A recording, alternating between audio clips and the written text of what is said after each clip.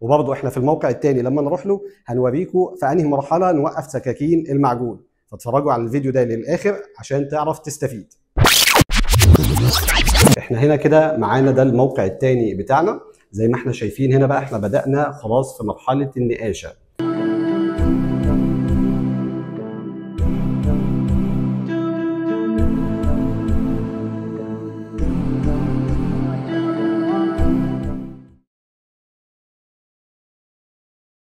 السلام عليكم ورحمة الله، أخباركم إيه؟ إن شاء الله تكونوا بأفضل حال. معادنا النهاردة في فيديو جديد في مرحلة جديدة وهي مرحلة تجهيز النقاشة. وكتير بيكونوا فاكرين إن مرحلة النقاشة دي مرحلة بسيطة وهي عبارة عن الألوان وخلاص، مع إن تأسيس وتجهيز النقاشة هو اللي بيخلي النقاشة أو الألوان تطلع بشكل كويس. هو أهم مرحلة في النقاشة هو التأسيس والتجهيز ليها، فهنوريكم في الموقع اللي احنا فيه ده مرحلة تجهيز النقاشة بداية من المرحلة بتاعة المحارة، وهنروح موقع تاني نكون بدأنا فيه سكاكين المعجون لحد السكينة الثالثة ونلاحظ مع بعض الفرق عامل ازاي. فاحنا أول حاجة في مرحلة النقاشة ومرحلة الدهانات هي الصنفرة الكويسة جدا للحيطة اللي هي على المحارة.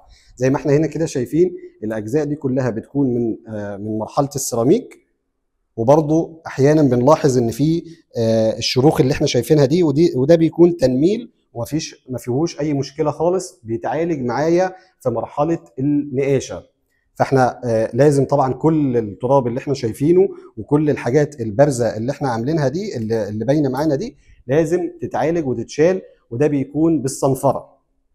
واحيانا النقاشين بيستخدموا صنفره، بس احنا بنفضل دايما ان احنا نستخدم حاجه اسمها حجر الجلخ، وهي اللي احنا شايفينها معايا دي.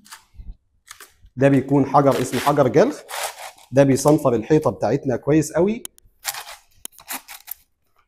بيصنفر الحيطه بتاعتنا كويس جدا، وبيشيل كل اي رايش على الحيطه واي تراب واي حاجه عاليه، عشان النقاش بعد كده يبدا يدي سيلر للحيطه.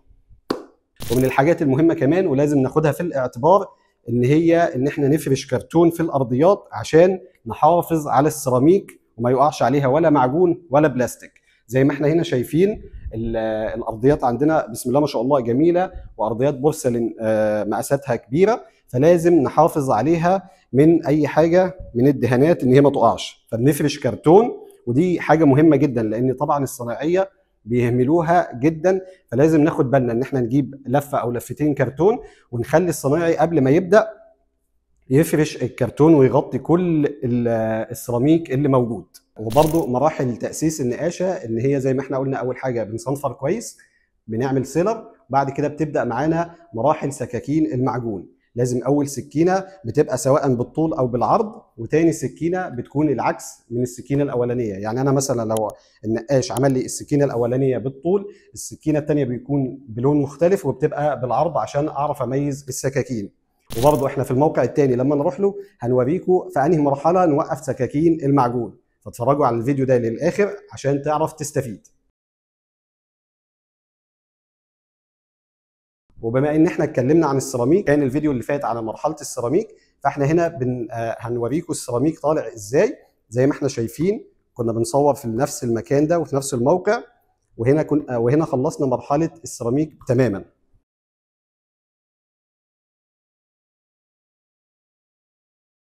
وبرضه هنا احنا كنا اتكلمنا عن الوزره المخفيه دي، وكنا هنا وصلنا خلاص لمرحله ان احنا ركبناها. زي ما احنا شايفين بعد ما بنركب الوزره بنكون كده خلاص ركبناها، وبعدين بنبحر عليها. فاحنا زي ما احنا شايفين هنا الحزام ده كله باين ان المحاره مختلفه عن المحاره القديمه، عشان ده كل ده جزء جديد.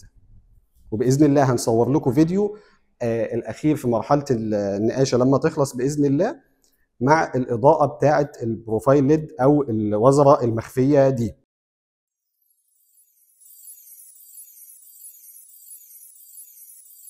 بس في اسئله جات لي ان ممكن ان الوزره المخفيه اللي احنا شايفينها دي كده تدخل ميه في الجزء ده اللي هي مع الحيطه بتاعتنا.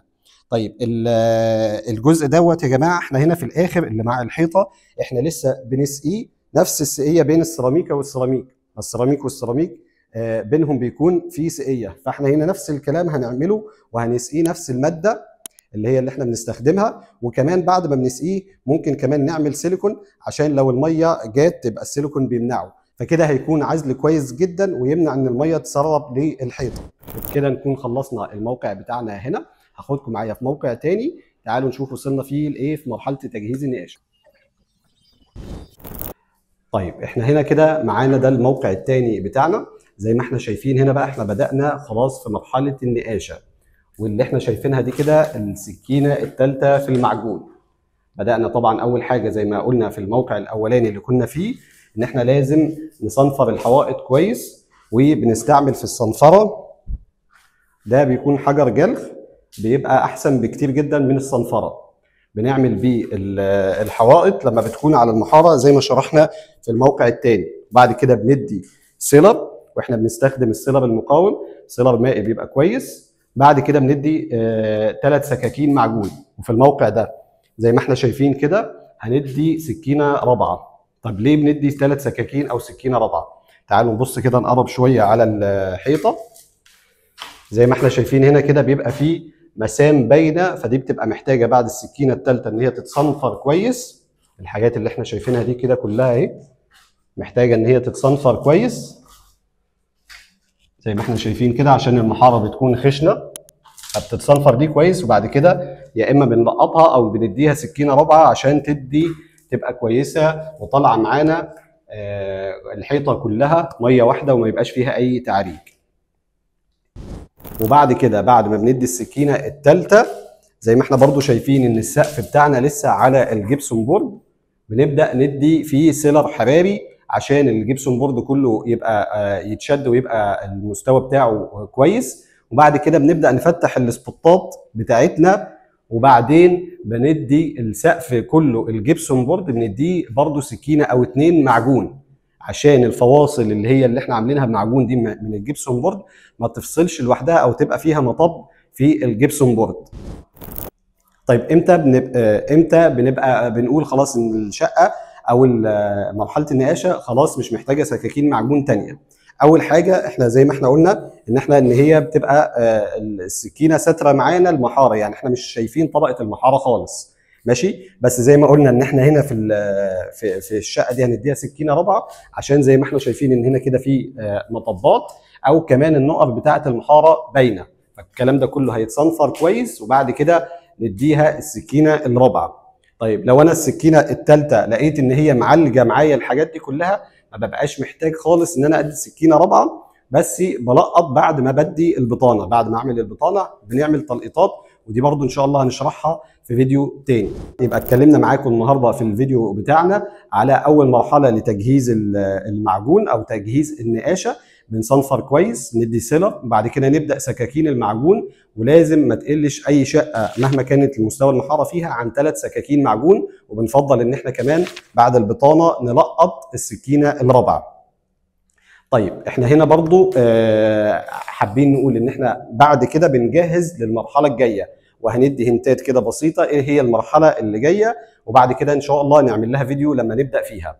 اول حاجه مكان العلب اللي احنا شايفينها دي كده لازم نبدا بتشطيب الكهرباء، تشطيب اللي هي القطع والمفاتيح، نحط الشاسيهات والقطع بتاعتنا والمفاتيح. برضو زي ما احنا بنعمل في الكهرباء نشتغل السبوتات، نبدا نجهز ونفتح السبوتات عشان النقاش يخش يشتغل في الشقه ويشطب السقف بتاعنا. برضو هنا الموقع بتاعنا هو اصلا متجهز فيه ألموتال، بس احنا المفروض هنفكه ونعمل له صيانه ونرجع نركبه كمان، نرجع نركبه تاني.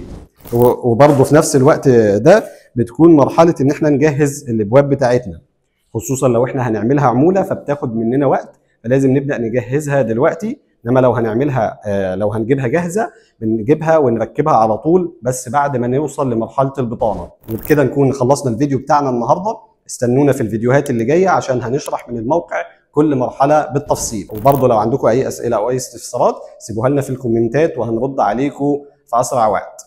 اشوفكم على خير.